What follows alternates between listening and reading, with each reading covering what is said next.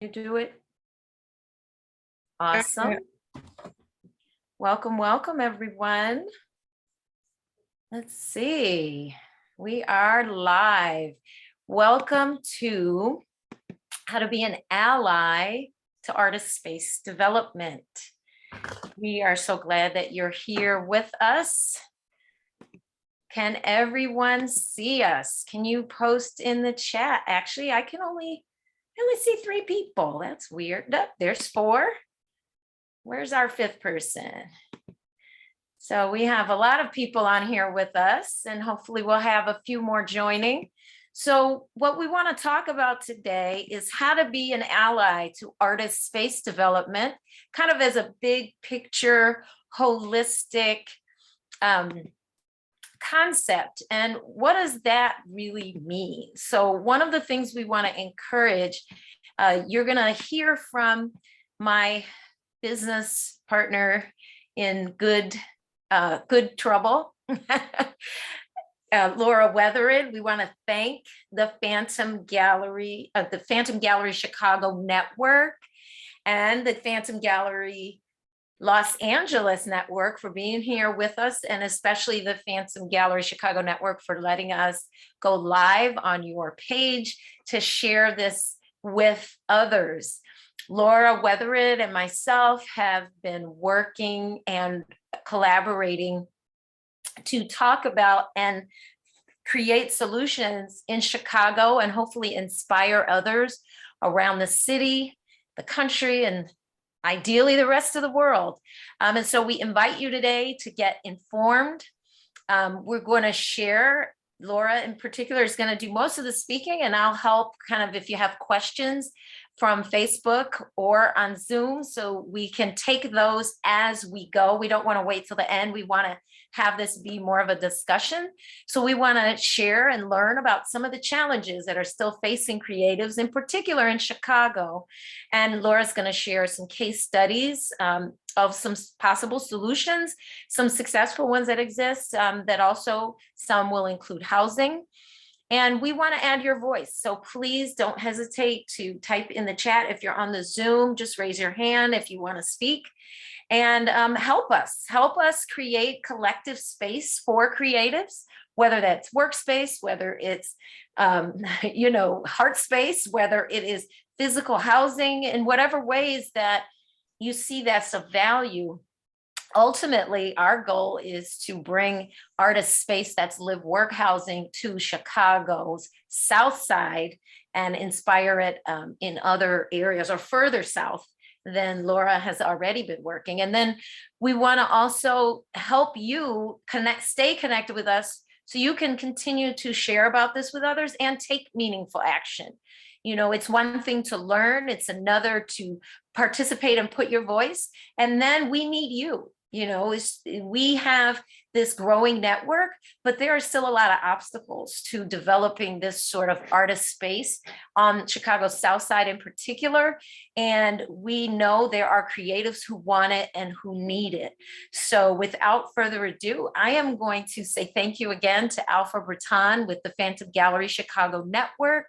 Those of you who are joining us live on the Facebook page, send a message to a friend and tell them to join us too. And to Liza Simone, who's out in the Los Angeles area joining us. And we also have Reggie, Paulette. Well, you all can see them on the Zoom. So thank you everyone for joining. And Laura, I'll pass it over to you. Great. Let me share my screen and we can start talking. So what Kiela and I have been working on for the last 2 years is developing a business plan for artists to own their own space. And what we want to talk about today for an hour is just highlight some projects, some that have been around for 40 years, some that were recently done in 2012, and everything in between, some brand new projects that are kind of interesting. And so we are very interested in, we started using the creative canvas as a one-page kind of business plan in order to talk about, where do you start as artists, building awareness, networking, how do you generate revenue to create a project? And so our discussion really started with owned live workspace, but we're also very interested in short-term placemaking projects, exhibits, festivals, special events, murals, and how artists can work in consulting with community. But another avenue or road to take in this venture is to think about artist studios as co-working space, shared space, and how we can look at that and achieve an economy of scale. And ultimately, we're really interested in mixed-use building that's residential and work-live above. In Chicago, there's just miles and miles and miles of commercial neighborhood districts that are pedestrian friendly and need rejuvenation, need retail, but there's not enough retail business to go around. And so by artists reactivating some of these properties, we can achieve a community arts center on the first floor with a variety of organizations and businesses, and have residential financing for residential use on the upper floors, which kind of makes the whole project affordable. So today we're going to talk about case studies that exemplify different ways that artists or non-for-profits or arts business can collaborate. And the first one that I want to talk about is Rick Lowe in Artist Row Houses in Houston, which is really inspiring. This was an artist-directed project.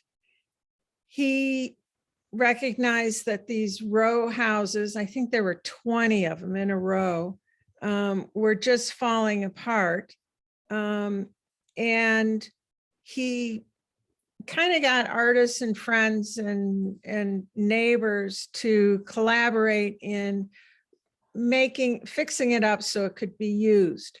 And he was never approaching the project as permanent space for artists so much as how do you integrate artists in community development and get the community to work with artists in creating change. And one of the interesting things with Houston was it doesn't have zoning in the way we have zoning. The row houses were along an old neighborhood. They were 100 years old or more.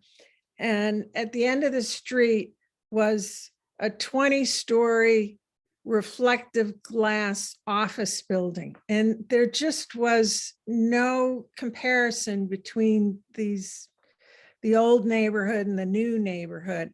And so by rehabbing the houses, they created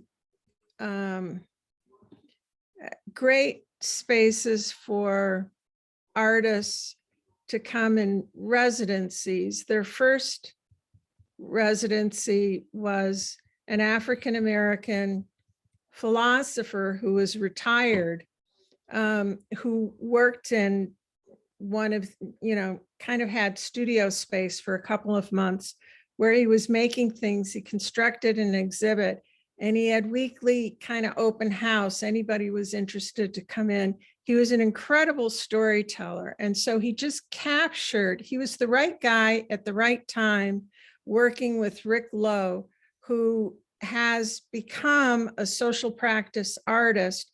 He didn't have that language when he started. He just knew this neighborhood needed loving, and he was intuitive and trusted that and kind of made it happen. And so in the years since then, this is interesting. This is from 11 years ago. What Washington needs is adult supervision. This was an installation by an artist back in 2010. So what happened with Rick Lowe's project was that the community became part of this reconstruction, the thinking about who we serve. They created a temporary residency for single moms and their kids because that would demonstrate the need for affordable housing in the strongest way to Houston in general. And ultimately, there was an economic development corporation that was founded, which built, I want to show you the picture. These activities are great. Can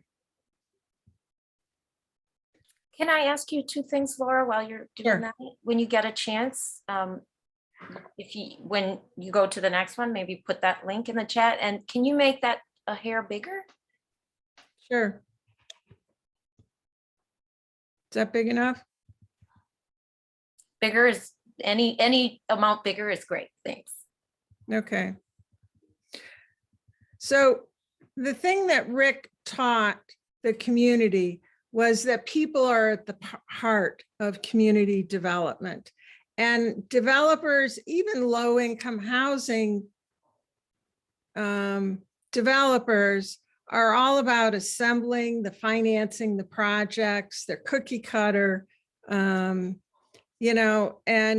so his focus was different than everyone else's, and he wasn't afraid to learn on the job. And so the Economic Development Corporation that came out of this built 40 units of affordable housing that you see on the screen now. And so more than anything else, what he's trying to do is to create a framework in order for creative economies and community housing that can come from the community. So it's been around long enough.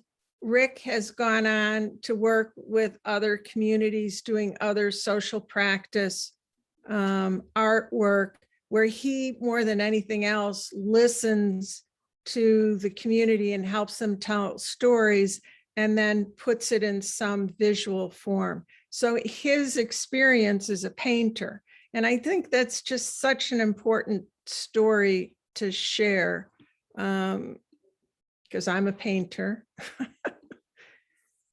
And artists are coming from a different place.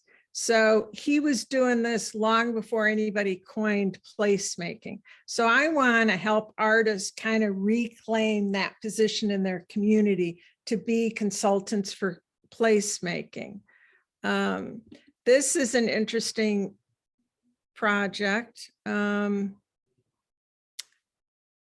Swan's Market is in Oakland, and this is one of the older projects, and it's not so much artist driven or for artist community, but embraces the co-housing theory of development. And so you can see that the co-housing were a densely populated urban environment. There was a huge, big festival market building that ultimately the local Asian Development Corporation, a non-for-profit, I don't know if it's radio or TV station or maybe both, and offices for social agencies. And this co-housing group carved out a big chunk of this. So it was an interesting partnership because there were so many varied uses of a very big space. there wasn't one boss over the whole building that was making decisions. It was managing all of these people and interests. Joan Jett was one of the early instigators of the co-housing project. She happens to be a performance artist. And she was very vocal in kind of getting this co-housing project within this larger environment. And this happened probably 30, 40 years ago. And Oakland is just, losing its itself in dynamic gentrification. So it's one of these projects that people hadn't gathered together to do it themselves. Co-housing is deliberately intentional community. I think they own it as a cooperative. So there's, it's not condo apartments. They designed this courtyard space to enhance communication. It's not open to the public. This is their space. They have designed shared space, community room and kitchen. They have frequent dinners that they take turns making. And it's a valuable experience in the sense that young families with young children with working parents have more support in this community. Seniors have more social interaction. Even if you're an introvert, it's nice having people around. You're not forced to participate in anything. And it has a very stable, affordable, you walk into this space and you know that these folks take care of it. So it's an interesting model that, and I think this one being in an urban environment also, it kind of creates a model where if there's a very large building project, like a marketplace, it's a way that you can kind of fit in and negotiate with partners for your share of the space without it being open to the public. Laura, we have a couple questions in the chat. I know you want to take questions as we go. Absolutely. And I just want to say, I'm sorry we don't have Sahai Bear, one of our other partners in good trouble with us, who is actually a placemaking, becoming a consummate placemaking professional. But one of the first questions is, what is good general definition of placemaking? Rhonda is asking. All right. Placemaking is people-centered, common space. It's celebrating the unique characteristics of the neighborhood, the history. It's a way of a community uses placemaking to slow down traffic, to make it pedestrian friendly, to celebrate what's unique about the character, the history, it's a way that residents can collaborate and express who they are in order to protect that common resource in the community. If a community can figure out who it is and what it wants to treasure, that's the first step in developing shared ownership, protecting who owns what in the neighborhood and how quickly, to kind of keep out markets in a sense. So it can be a rural community that keeps Walmart out. It can be social service organizations collaborating with artists and storytellers to celebrate crafts the history of the neighborhood, and just reveal the community assets to itself. So it covers architecture, engineering, design, public murals, as well as community planning. And Laura, if I might add, my 2 cents, I was navigating, making sure we didn't have any other questions, but I would also add, placemaking, from my experience, also can be temporary installations. They can be pop-up. Thank you, Pop-Up Research Station, for hosting this. They can be, pop-up performances or poetry readings or dance or, kind of a DJ. It can be so many things. Placemaking is, so I'm glad you asked a general definition, Rhonda, because it can be so many things.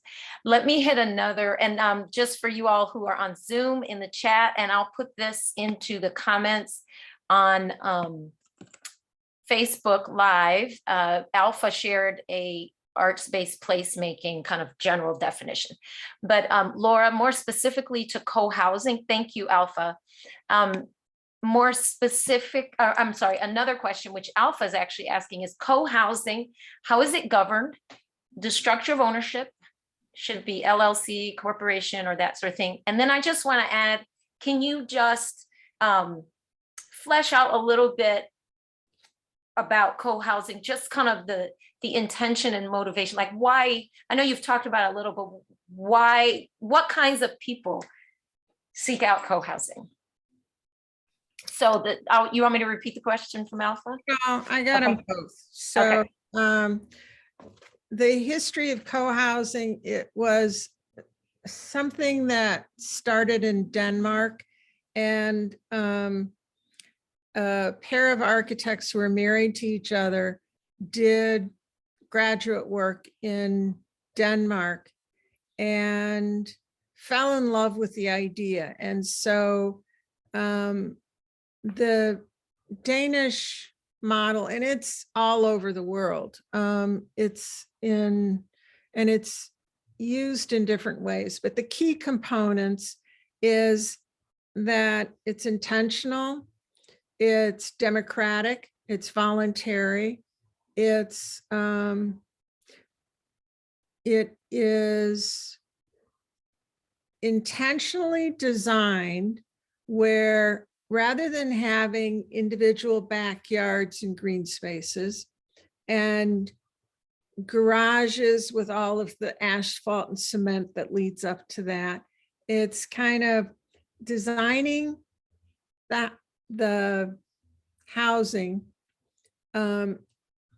to be both, to have a private side for the family. So there's kitchens, bathrooms, and there's kind of it faces towards the community, and there's green space that encourages interaction between families.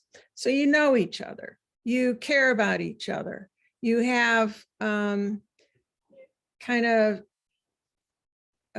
congregated green space around it, which can be gardens. Some co-housing have outbuildings that have business space in it.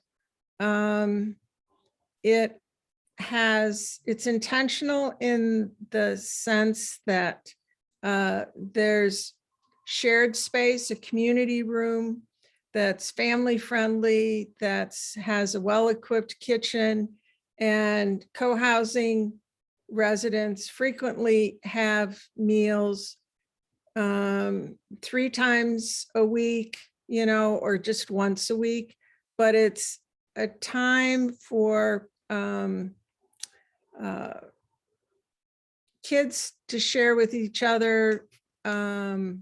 They oftentimes design playrooms, or they have wood shops attached to it, but it's kind of a green construction with an intent to encourage community or small village, so to speak.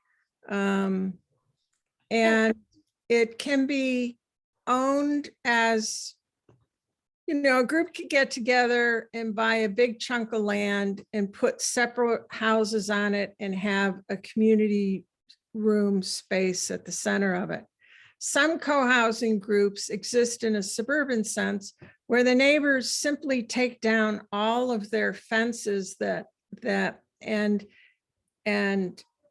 kind of coalesce around this green space and manage so they're separately owned, but they're a collective as far as their green space and their social interaction. There's been examples in suburbs where folks thought it was just way too white and they wanted to create a diverse community, and it was a way to kind of build that diversity into the community. In the Oakland Swans Way project, it's an industrial building that's turned into lofts. It's open space, but they designed it in a very small footprint, but they have the courtyard space as their common area space in a very dense neighborhood. I think that theirs is owned as a cooperative. So there's one mortgage on the whole space, and then you pay an equity shareholder fee to be a part of the community, and then you pay monthly expenses depending on the size of your space. Some co-housing communities are townhouses. So the townhouses, much like condos, are mortgaged separately, but they have a community association that manages the green space in the community room. So there's any number of ways that they can legally structure it. And who goes into these projects?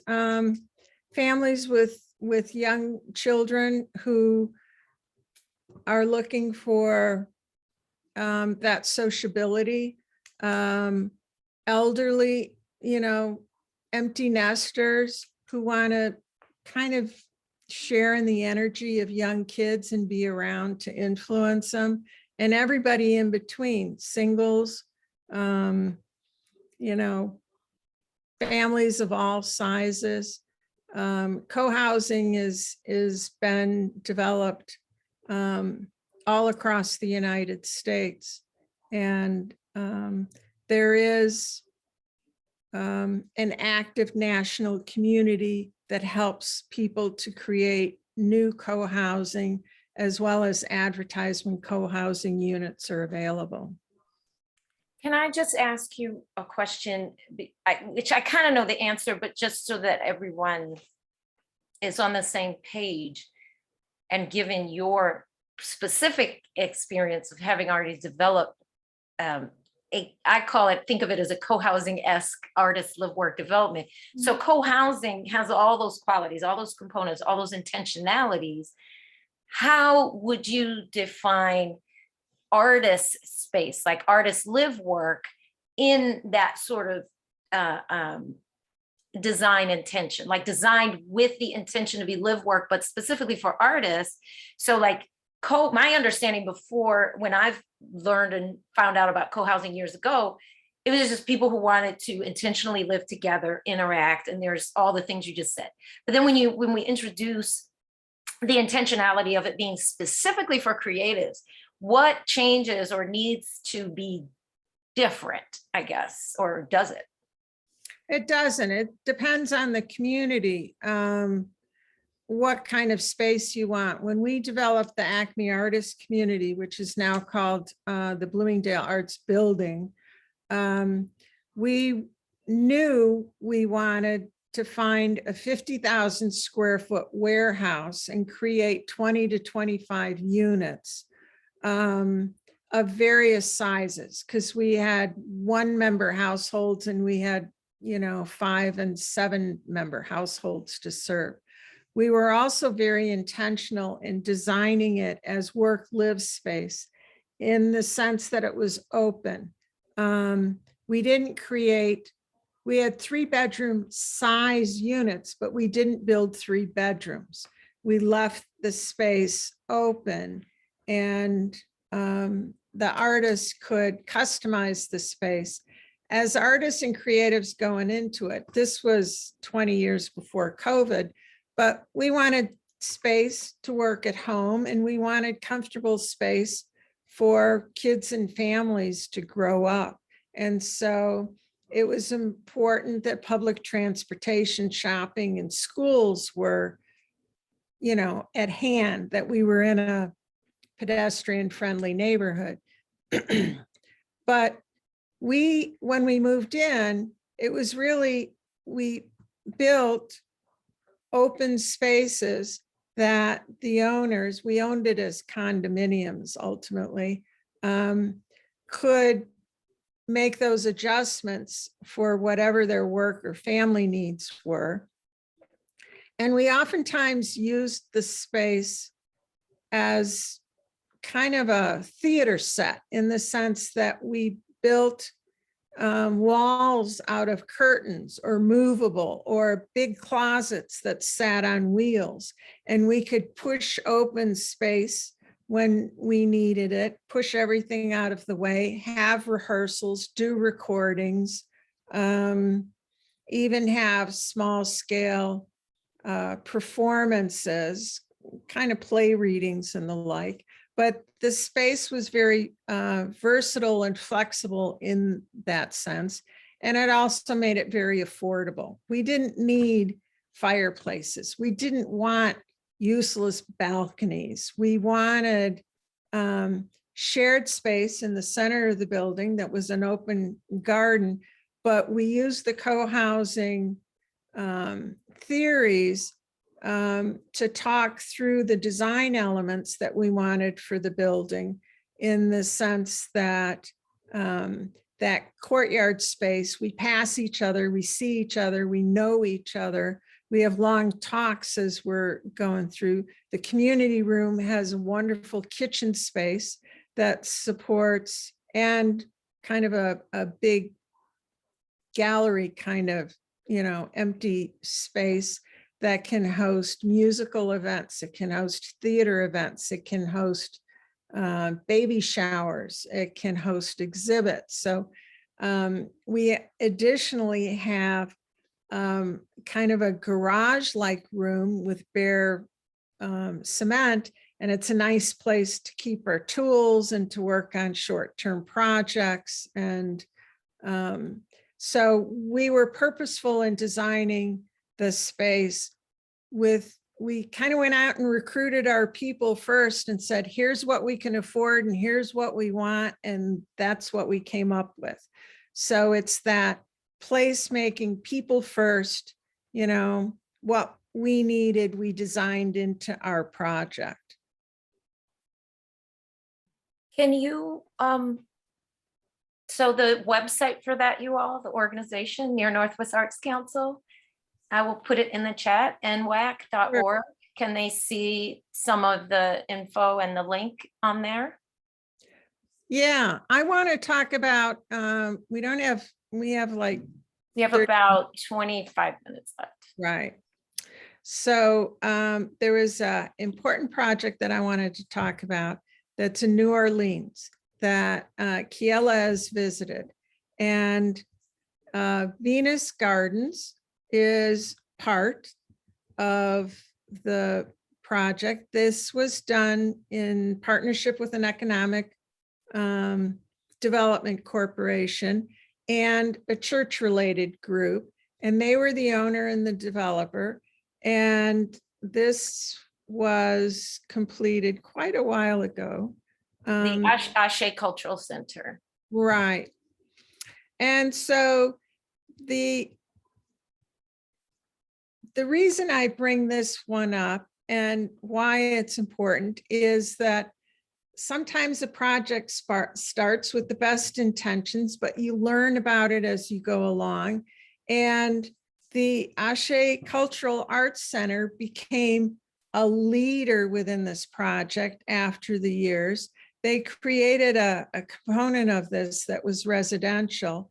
And because of their programming and their connections to the community and their ability to manage events and arts education and the like, they were able to develop a real estate portfolio and became leaders when they refinanced this project after a hurricane and facing damage and needing to fill up residential space. And so the project started one way with 30 apartments, and it kind of grew into, I have to, let's see. It is listed here.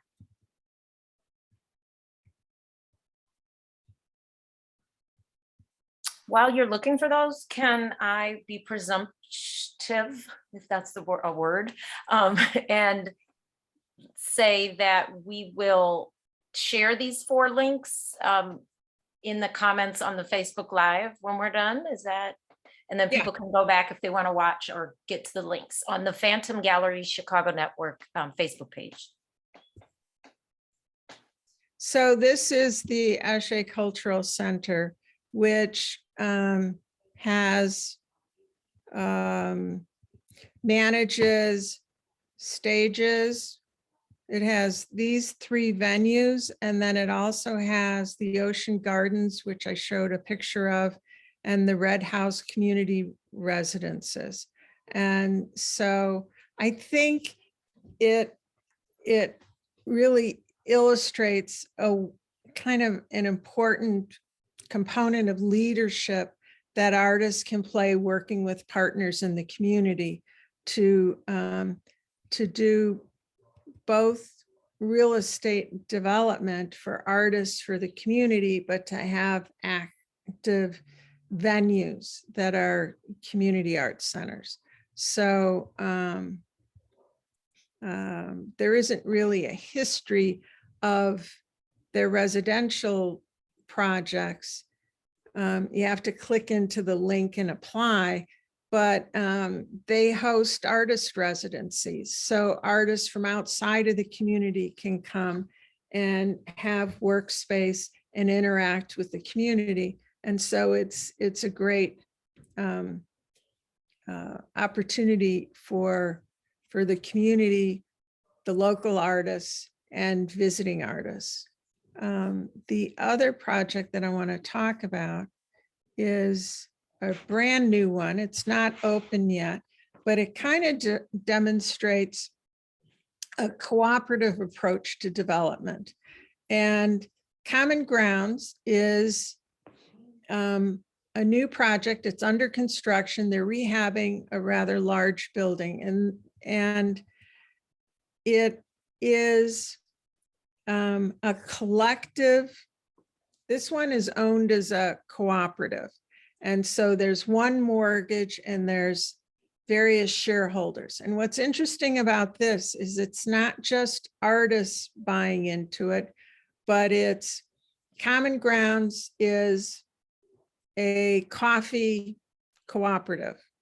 There's another cooperative business that's part of it.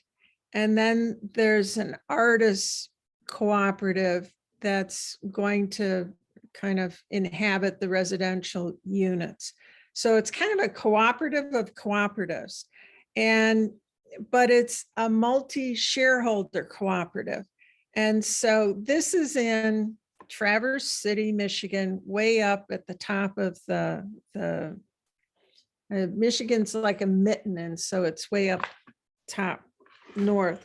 And it's a resort community, but I guess there's a substantial, long-standing, year-round community. And so this is a substantial development for the size of this community. And they're are, I talk about it being a cooperative, which there's one vote per shareholder, but they have business shareholders. They have, the community is invited to be an owner of this project and become a shareholder as well. And so they have different levels of cooperative ownership. And this is how they are developing the equity in order to attract the mortgage money that they need for construction and to inhabit it. So they put together their people first.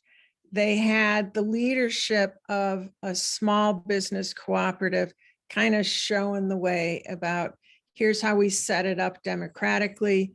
Here's how you value the shares. Here are our goals for selling shares and getting equity. And this is their page and how to become a member. It's, if you look at the project, do they have pictures? Not a lot. Oh, here we go. So that's what it looks like. It's a rather large industrial kind of building space with lots of things going on. And they are intentionally doing retail, cooperative business, cooperative grocery store, and the creative community.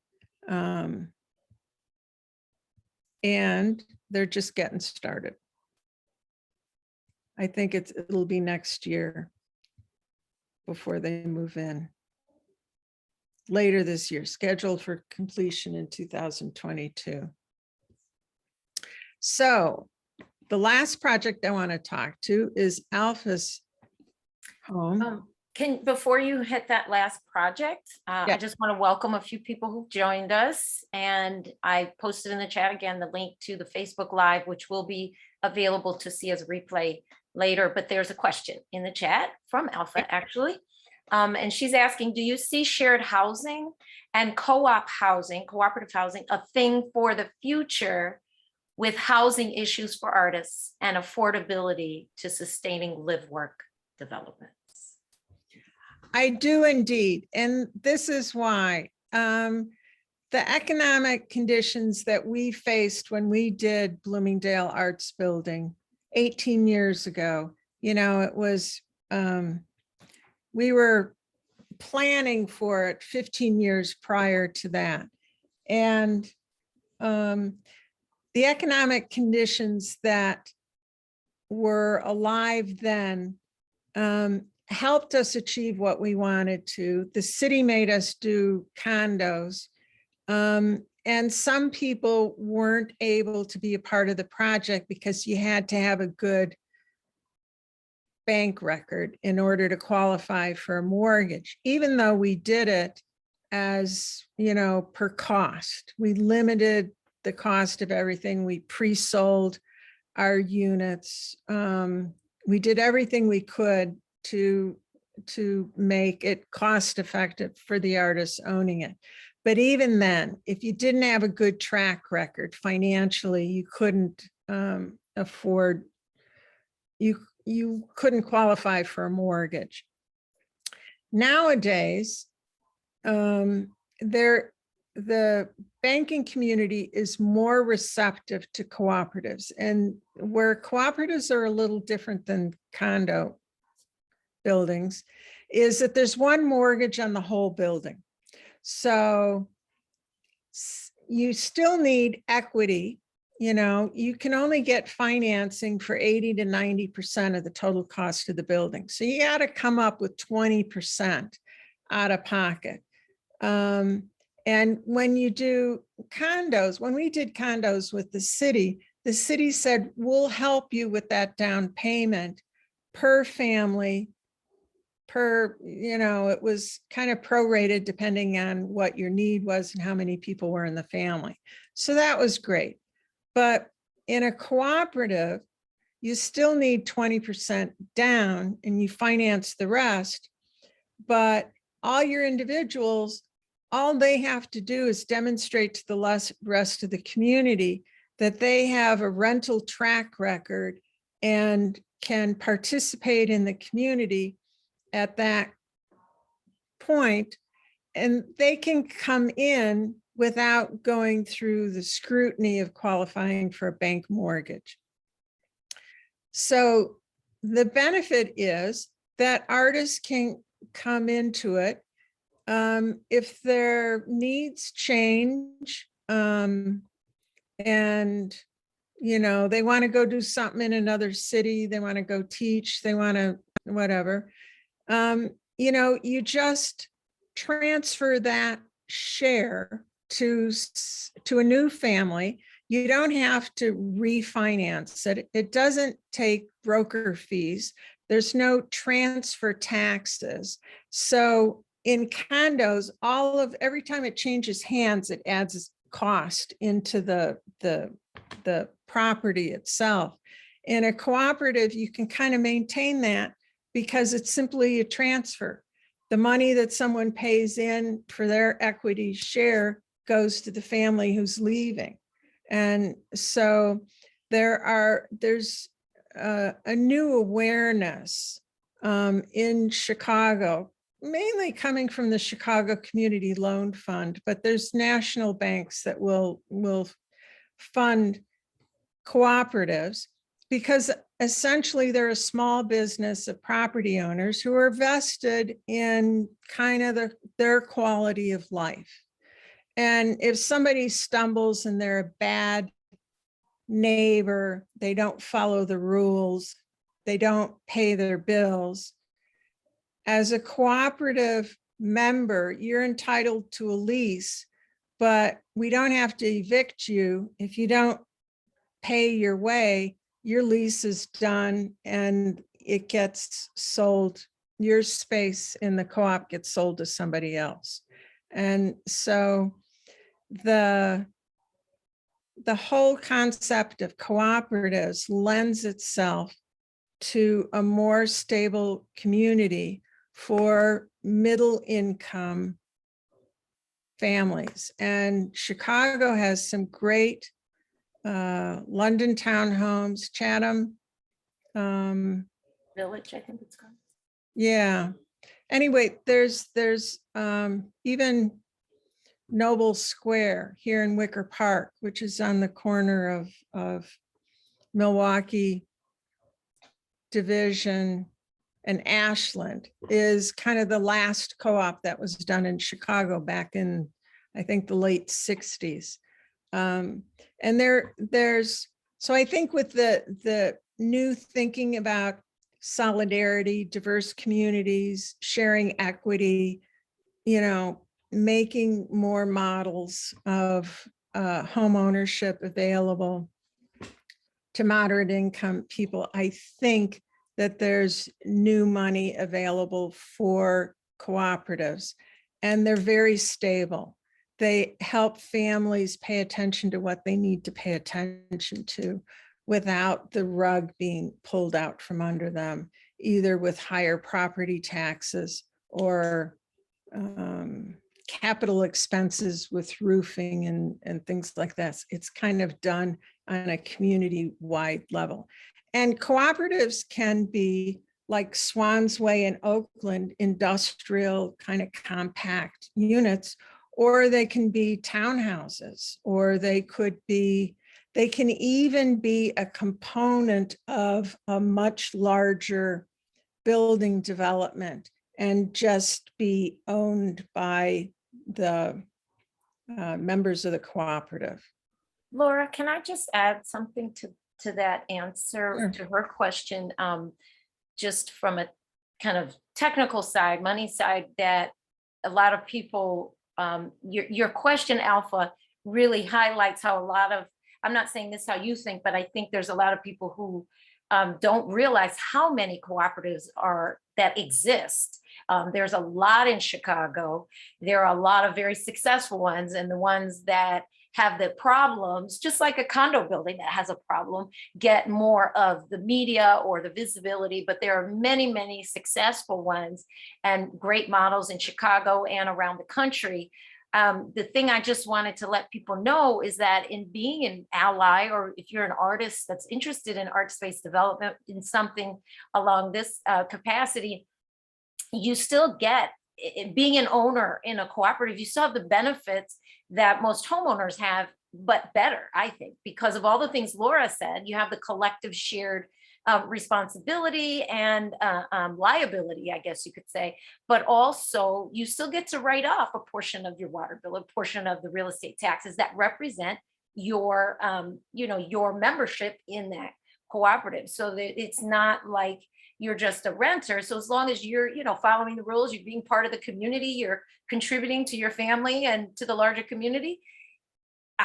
There's a woman actually in the program that I took with the rehab network. How long has she been in that cooperative? I want to thank Charles Smith for introducing me to her, Linda Green. She's been in her cooperative at least, I think, 20 or 30 years. Right.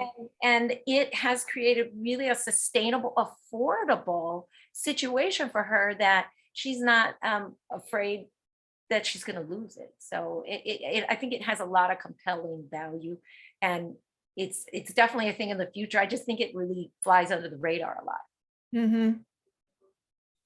So I think another thing is that the only mechanism that finances affordable housing anywhere in the nation is low-income tax credits, which is very costly. In fact, it inflates the cost of housing substantially because rich people get the tax benefits for 15 years.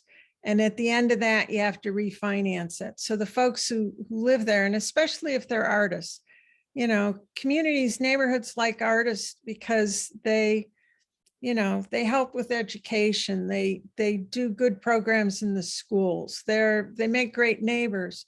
But if they're invited into the community to kind of change the perception of the community, it escalates the market, and they don't have any of the benefits of ownership.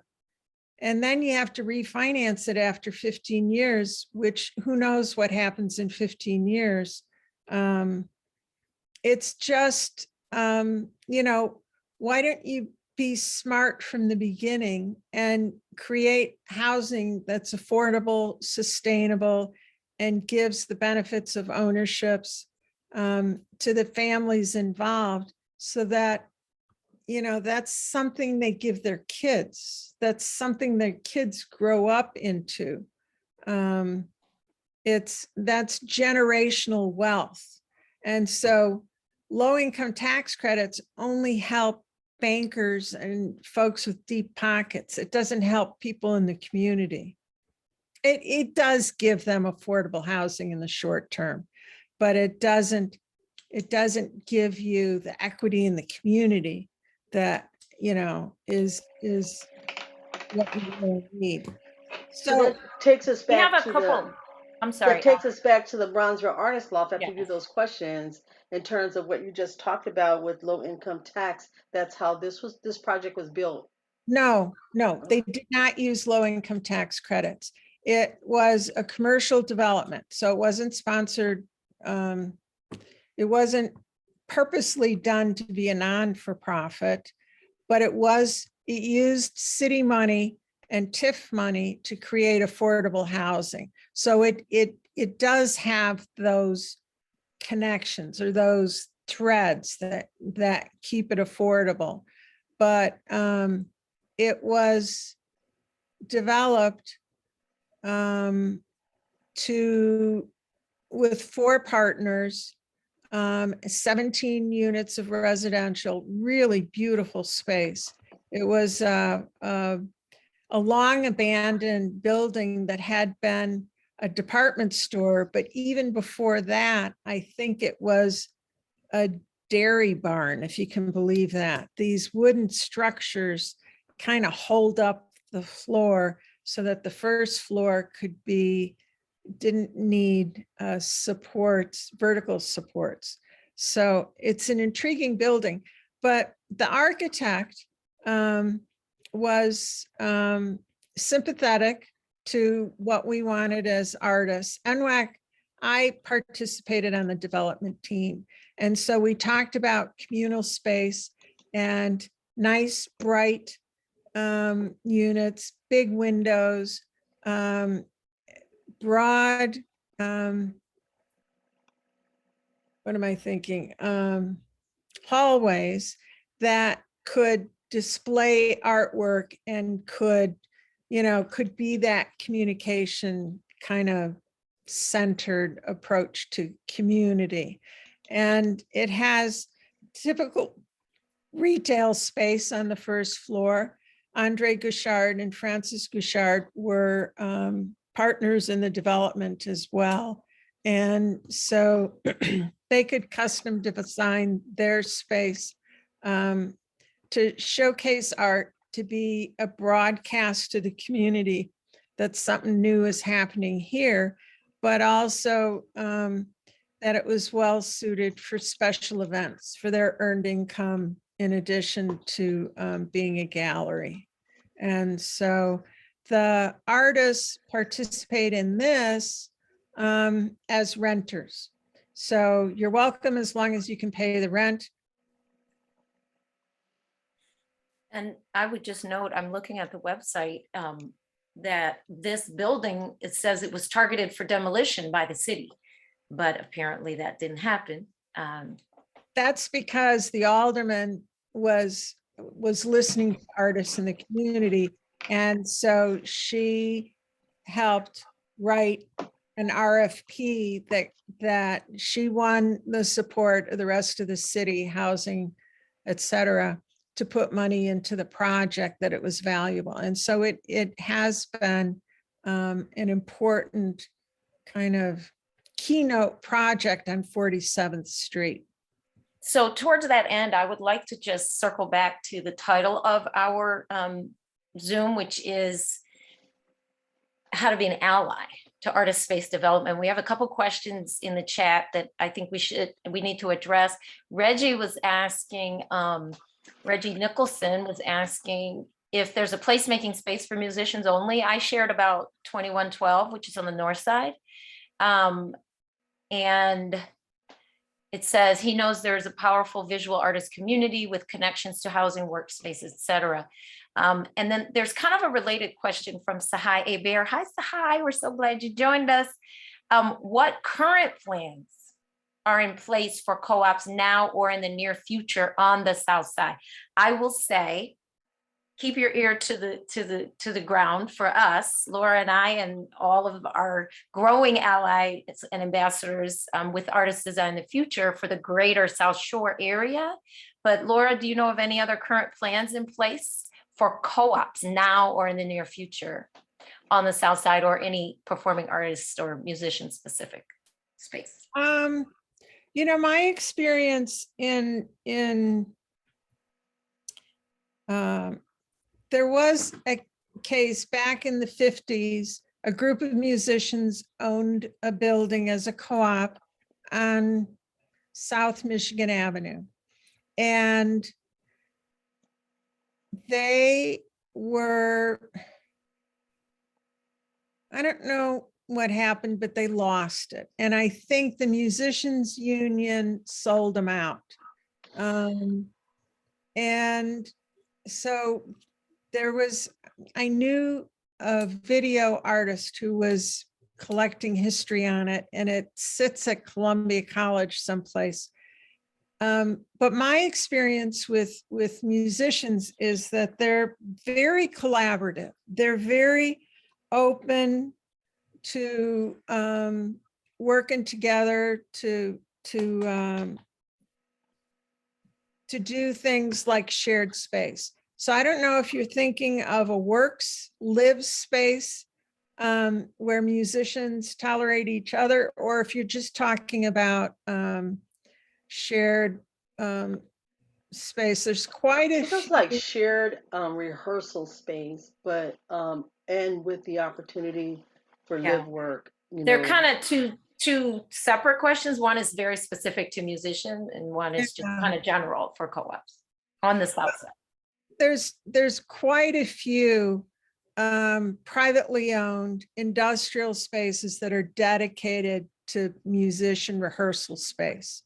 And so it's typical, somebody had the money, they like musicians, they spent the money on insulating, so that folks could use it at the same time. And they're very profitable for the guys that own it. Now, artists there's plenty of industrial space. So, and artists should own it so that they can design it, occupy it, make it work, have performance space if they need to. I think there's lots of opportunities for space on the south side. I'm not sure about the west side, but I've been to 3 or 4 different rehearsal spaces, and it's kind of like the music community knows them and nobody else does, because they're just quietly doing what they're good at. So I think if you put your hand up and say, musicians, do you want to own space on the south side of Chicago? And you start a group talking about what they want, how big it should want, what it should, there's great money available from Invest Southwest Chicago for industrial project for commercial uses. And so it'd be really exciting to put a group together like that. I don't know that work-live would work. Maybe it would work alongside of it. But our building, we're back to the Brownsville Artist Loft. Yeah. Our building is mixed use where there's artists of different disciplines in there. And we do have, musicians that, dancers that bring the Congo groups in. We have people that have bands, and then they come in and they rehearse. It's not continuously, but it happens. And with the Gallery Gashard being an anchor gallery on the commercial space, then it's an event space. And then so there's a lot of music, there's a lot of, it's not even noise, it's a lot of music and a lot of celebration that happens, there, and we don't really have the soundproofing that's needed. But those are things that you adjust to being in a mixed use, multidisciplinary building with other artists living and working. So. And if you look at the picture, this is a construction picture. It shows you exactly how, there's a thin layer of cement over wood, over these wooden beams. So there's the sound penetration is, You wouldn't want to live here. I know. Can you play the video that this was an award winning building in the architects in 2015? Sure. They won several awards. In Bronzeville's heyday, its clubs, cafes, and salons played host to mavens of African-American culture and expression. Enlarge it? Today, many imagine a future in harmony with that past, including Alderman Pat Dowell, who pushed for the redevelopment of a former dairy plant on 47th. The Bronzeville Artist Lofts is now the home of a gallery and affordable artist live workspaces, and was redesigned by Rapp Architects. It's an amazing building, actually. It's not like any other building we've ever seen before. It's built more like a suspension bridge than a building, especially for its time. Once we came to the 3rd floor and saw the truss condition up here, we began to realize that really what was happening was that the 2nd floor was being hung from a truss at the 3rd floor, which made for really unique unit opportunities, but also a lot of challenges in terms of how we were going to move through that space and maintain exit widths and entrances into units, et cetera. The architects carefully arranged 16 live-work artist lofts on the 2nd and 3rd floors. New window openings let in an abundance of natural light, and open layouts let residents configure space as they see fit. Recalling their own experiences in artist housing, the designers push for unusually wide corridors and elevator lobbies, which have become ad hoc gallery spaces. We've been really happy as we've come back through the building for events to see how they seem to really be sort of organizing and curating their own space, yet it's still interactive between the artists and shared. And it's been a really warm environment for that reason. I think there is good dialogue between neighbors here.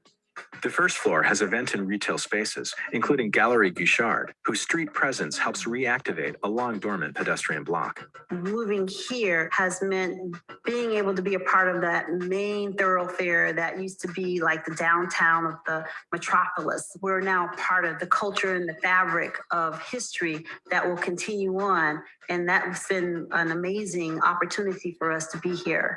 I remember thinking, we could be anywhere in the world. We could be in Paris, we could be in Soho, New York, or we could be in Bronzeville. Thank you, Laura. Yeah.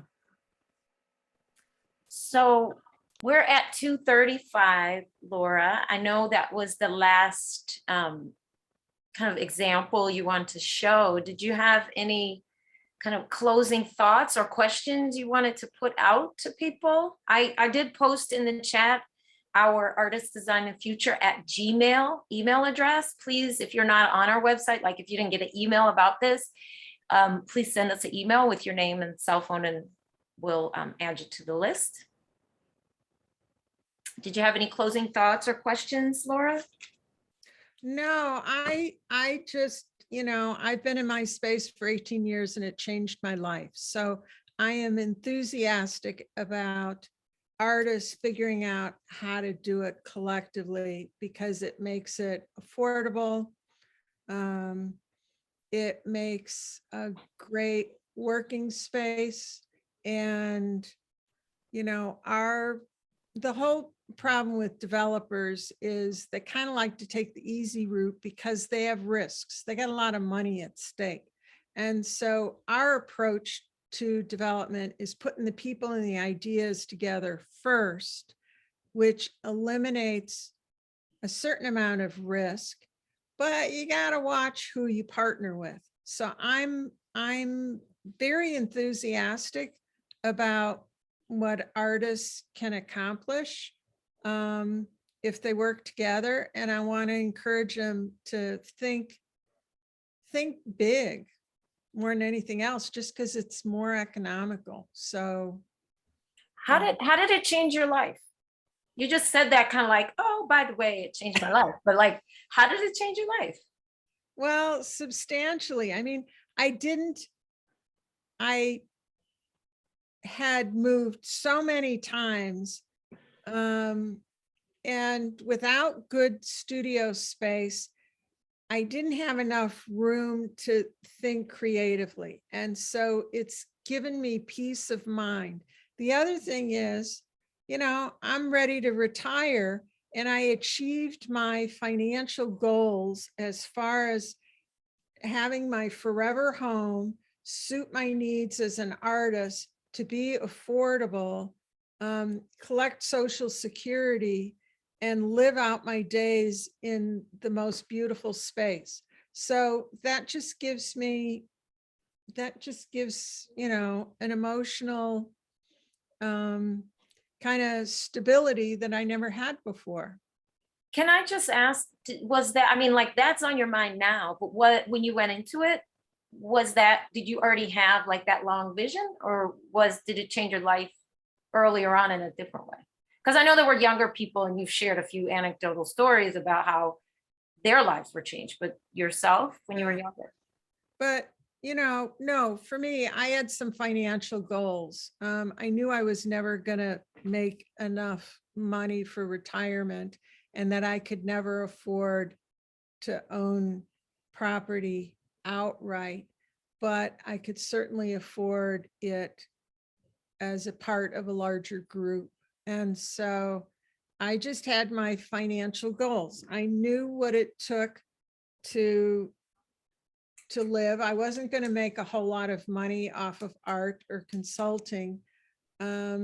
So I needed the space to fit into that budget and no more. And so, I just anticipated living on a fixed income.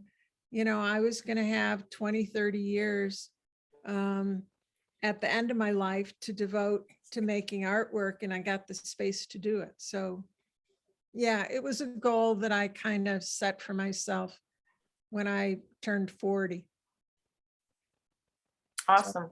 Well, I just want to I want to say, we've gotten some great ideas from those of you here who we've seen before, like really helping us think about this bigger picture. We're Artists Design the Future, Laura and I, and our growing support base, and those who are ambassadors of wanting to be allies with and or be owners as a part of artists live work space, mixed use space, have given great ideas. And it's so interesting how some of these things become very congruent with what the larger community wants. And I'll give you a perfect example, and I'm going to segue that to just say stay tuned, because Charles Smith, who's also on with us, who's an architect and planner in Chicago forever, we're going to be him and I will be doing a discussion and kind of an education as well in December that builds on this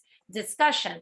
But to the point I was making about others who have been part of this thinking, and that's what we need. So Bo Stubblefield, for example, who's on with us, and Sahai Abear have continued to participate in mind, in heart, in thought, and Bo threw out there an idea about healthcare because of his background. And it was so interesting because our focus is the Greater South Shore area currently, and the Greater South Shore is working on their quality of life plan. And one of the things that came up that I heard clearly is there's not enough healthcare centers, proper quality healthcare in South Shore. So what a great marriage we could see with even that. And we know that artists struggle with that too sometimes, even having insurance and things. So having affordable healthcare as well as affordable housing. Sahai Abear really helping us think about and address greater and greater. And thank you, Alpha, for bringing it up about accessibility, inclusivity, and please correct me if I'm forgetting something, Sahai, but how we make sure that we are having all who can participate and want to able to do so. Can we do some housekeeping? Share screen, Laura, can you come off so that we can have a bigger discussion? Yep. You talking about the safe chat? Oh, look at her in our audience. I just found this the other day. I love it. Before Alpha does that, I just want to tell everyone, if you're on a laptop or a desktop and you want to save all the resources that were in the chat, if you open the chat, down in the corner, there's 3 dots all the way at the bottom where you post your thing, your comment. If you click on those 3 dots, you'll see an option that says save chat, and it'll save it to your computer. So Alpha wanted to make sure we let you know you can do that. All right. Floor is yours, Alpha. Well, I just said thank you both for your presentation. It was wonderful in ways that we have to look in the future for housing collectively for artists, and look at how we invest our dollars. We have proven to the world when it was shut down how viable that the arts are and how important that the arts are in terms of building the economy. And it's when you look at how artists are displaced after these huge developments come in, and we have lack of ownership in a lot of these developments, I think this is a conversation that we need to continue to have. And I'm glad that Artists Design the Future were able to be on this platform with Pop-Up Research Station and talk about and present. We will be presenting monthly. I guess you guys are going to do this on the last week of the month, and broaden the loop for more people to come in and listen. These recordings will be saved on the Facebook and the YouTube platform so that we can continue to share knowledge. Are there any more questions? Answered? Any other questions out there? I noticed that you put in and you share with everyone that you gave examples of neighbors working collectively, but in parentheses you put rentals. So do you all hear that echo? Yeah. It's weird. Maybe I'm talking too loud. So on 71st Street, there is currently, like today, a new rehabbed building that the neighbors in South Shore, 27 of them to be exact, pooled their money and their minds and then pulled out those who were willing and had the specific expertise. I think a finance person, an architect, and a few others who are more day to day, but they all collectively, 27 of them, pooled their money and bought this building and rehabbed it. They did not use low-income housing tax credits, but they are a cooperative. The article doesn't really go into it, but I'm not clear because the article doesn't go into it if the units that they're leasing are cooperatively owned or if they're just straight rentals. I know that my understanding is those 27 people are a cooperative, but I don't know if how the units are being leased, if it's cooperative or just a regular. They're rentals. Yeah. Well, you know, the reason I say that, thank you, Charles, but the reason I say that is the person, the journalist who wrote that article, unless a person really understands that distinction, the difference, and they hear lease, they think rental. They don't understand you do a lease in a cooperative also. So they, you know, there's the potential for confusion if they don't know the distinction between the two, where there's one has ownership and one doesn't. So that's why I make that specific comment.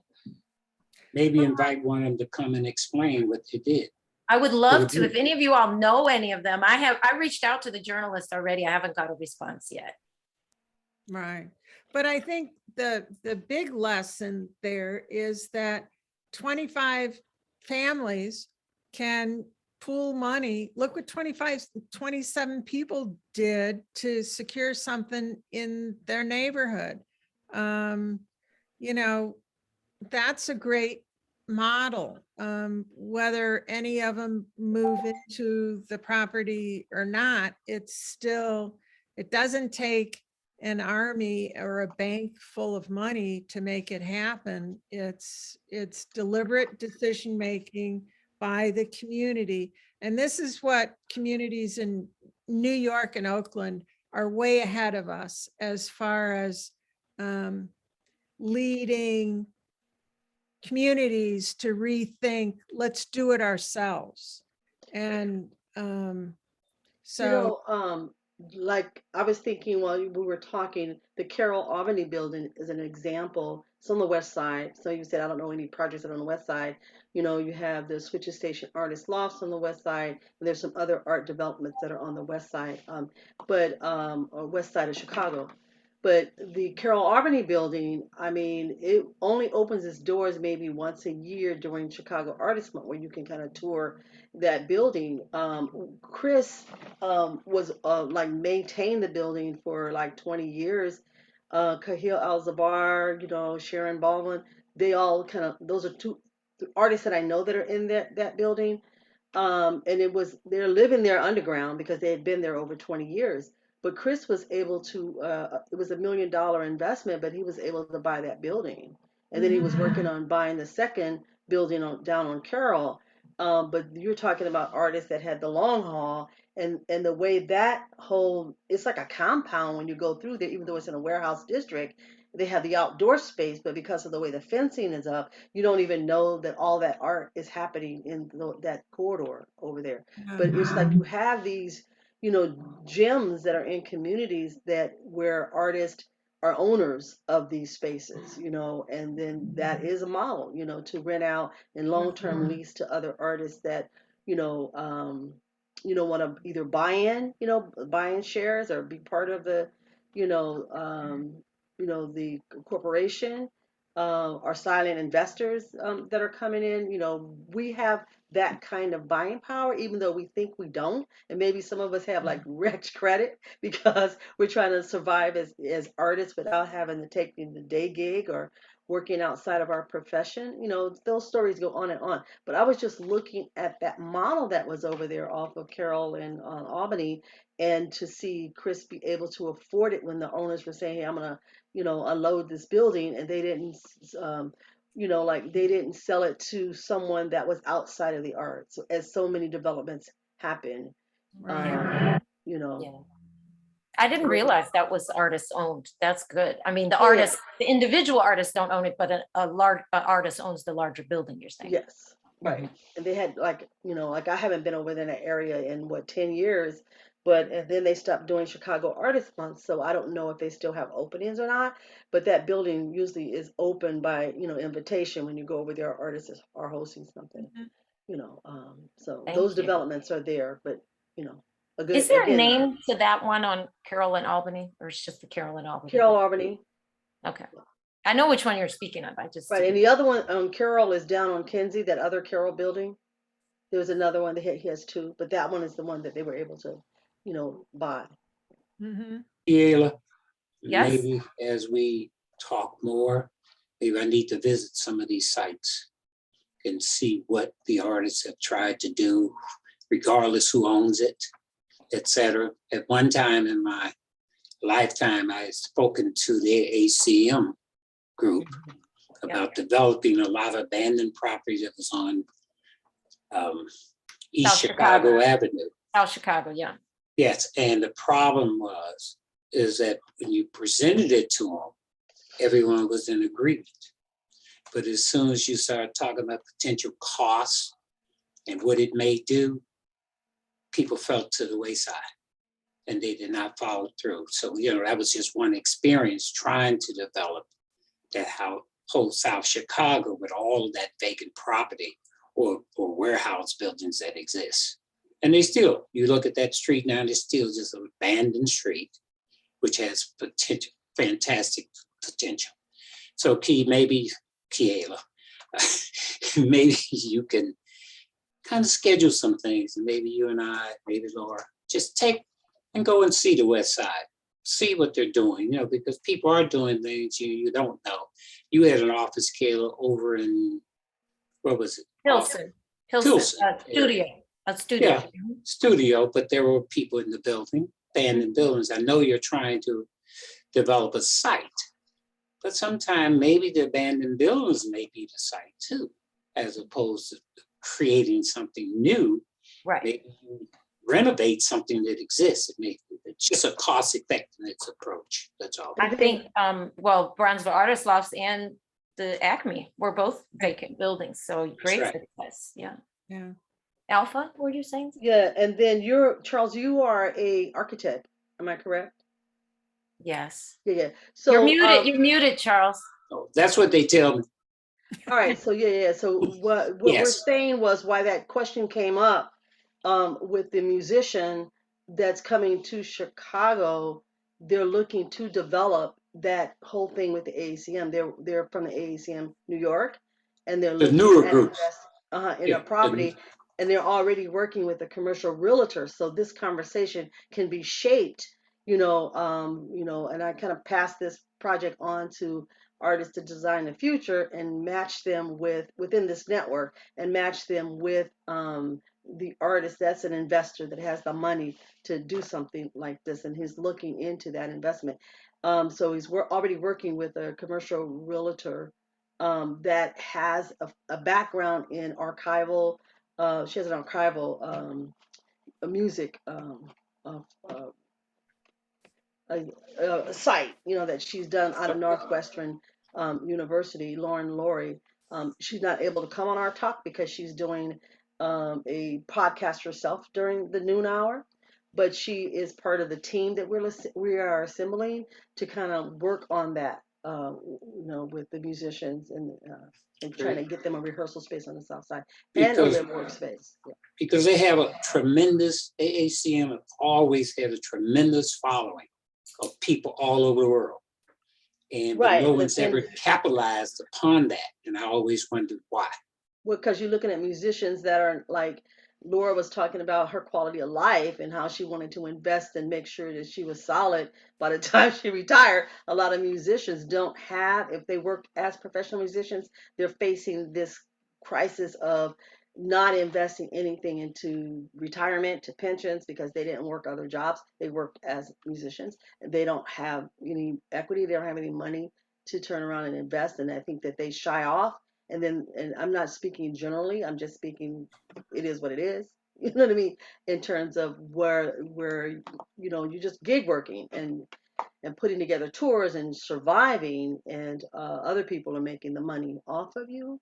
So I think a lot of musicians are falling into that, and it is time to have that bigger conversation about Yes. owning something and not going and renting someone else's rehearsal space or going to the university and being on those time clocks and those schedules when you have your own space that can also be transferred to be a performance space.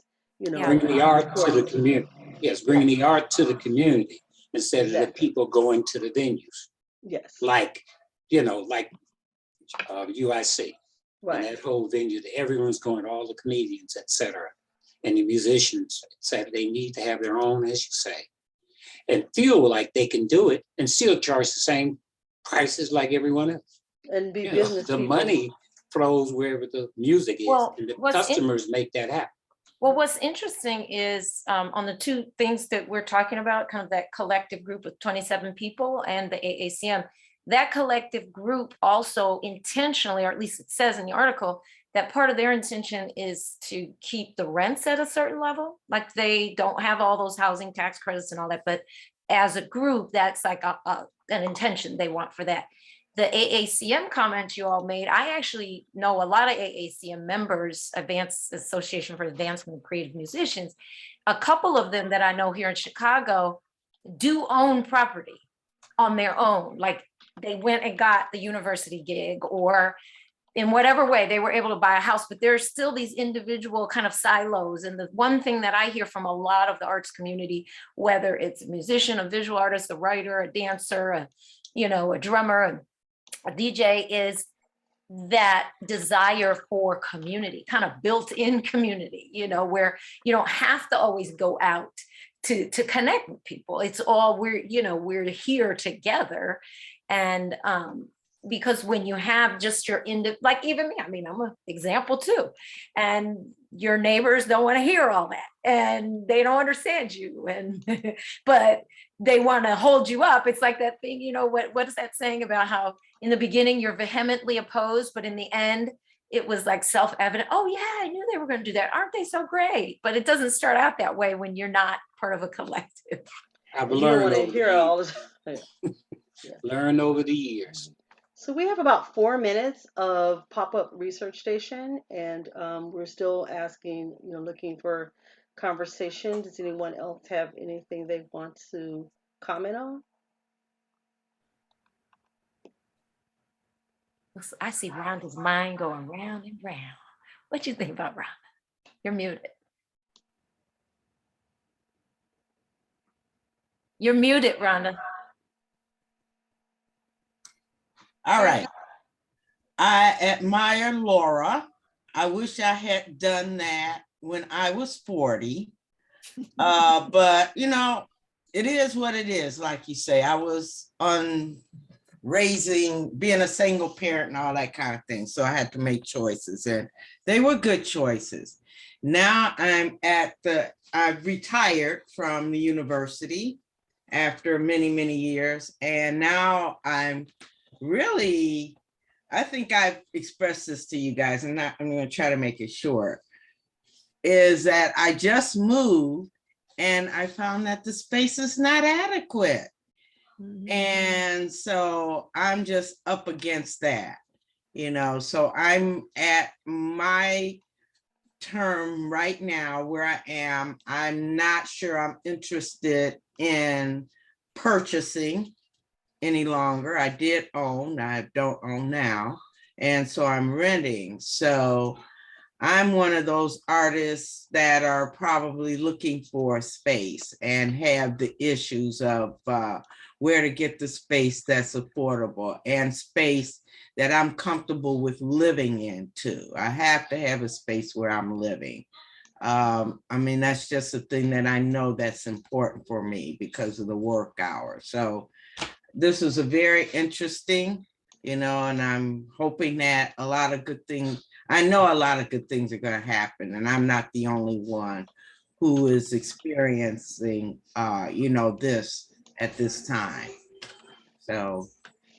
Well, I thank Know you. that I just know that I can't expand my work because I don't have the space. So anyway. Thank you for encouraging me to share. Okay. Liza with Pop-Up Research Station. Hi.